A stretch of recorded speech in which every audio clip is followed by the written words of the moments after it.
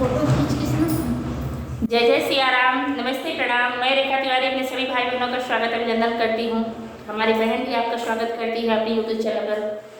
तो आप सबके बीच बहुत ही प्यारा 26 जनवरी पे गीत लेके आई हूँ गणतंत्र दिवस का। तो आप सब सुने, कैसा भी लगे। हमारी अवधी भाषा में हमने खुद वो गीत को बनाया है, तो जैसा लगे तो कमेंट में ज़रूर जय हिंद लिखें। जय जय सियाराम। प्यारा प्यारा सा कमेंट करें और चैनल को ज़्यादा से ज़्यादा सपोर्ट करें। मेरी दीदी के चैनल में भी पड़ेगा अनु मिश्रा अवधी लोकगीत।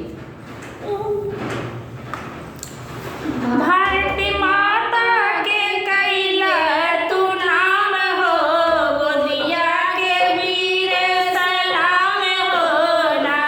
भारती माता के कैला तू नाम हो, गोदिया के वीर सलाम हो ना। गोदिया के वीर सलाम हो ना। जान तू लुटाया, मान तू लुटाया, जान तू लुटाया, मान तू लुटाया, लुटाए दिहाया अपन संसार हो, गोदिया के वीर सलाम हो ना। लुटाए दिहाया अपन संसार हो, गोदिया के वीर सलाम हो ना। भारत माता के कैला तू नाम हो, गोदिया के वीर सलाम हो ना। भारत माता के कैला तू नाम हो, गोदिया के वीर सलाम हो ना। गोदिया के वीर सलाम हो ना।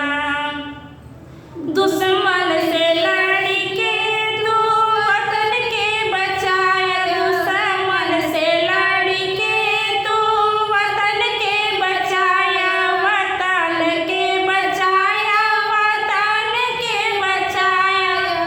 कैला भारत माता के नाम हो, गोदिया के वीर सलाम हो ना। कैला भारत माता के नाम हो, गोदिया के वीर सलाम हो ना। गोदिया के वीर सलाम हो ना। भारत माता के कैला तू नाम हो, गोदिया के वीर सलाम हो ना।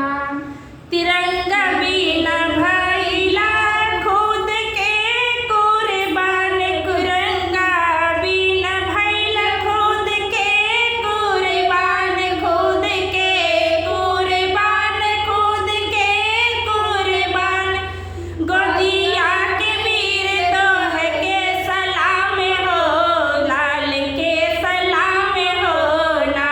भारत माता के कैला तू नाम हो, गोदिया के वीर सलाम हो ना। भारत माता के कैला तू नाम हो, गोदिया के वीर सलाम हो ना। कैसा लगा सबके गणतंत्र दिवस गीत? जैसा लगा है कमेंट में जय हिंद जरूर लिखिए। हर हर महादेव।